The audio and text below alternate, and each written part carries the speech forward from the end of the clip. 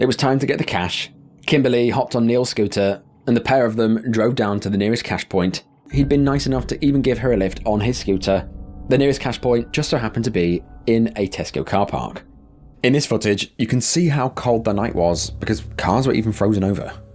Captured at 2:20 in the morning, the first CCTV footage shows Neil attempting to withdraw money from the cash point at the Tesco Express, but unfortunately this machine gave an error and refused to spit out any cash.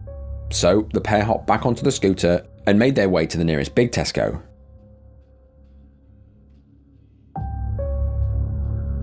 Recorded just 10 minutes later, you can see Neil arriving at the cash point with Kimberly. All on camera, you can see 63-year-old Neil struggling to stand up to withdraw the money from the cash point, and this is when Kimberly sees a golden opportunity to seize the jackpot. As Neil stands to withdraw the money, Kimberly hops onto his scooter, pushes on the accelerator, and attempts to drive off. Now remember, Neil literally can't walk without this scooter. He needs it to get home, so he did what anyone would do. He grabbed onto the scooter and held on for dear life. Kimberly raced through the car park as Neil held on. He begged her to stop, but she ignored him. Neil was dragged along the car park for around a minute before he was forced to let go and watch Kimberly ride off into the night with his only transport home, leaving him lying on the floor of the Tesco car park, absolutely freezing.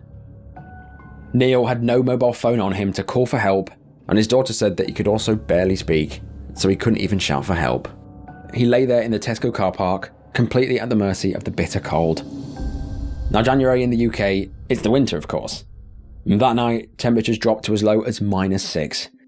Neil lay there freezing in the Tesco car park for a total of 3 hours, where eventually he was discovered by Tesco staff who were arriving at work in the morning.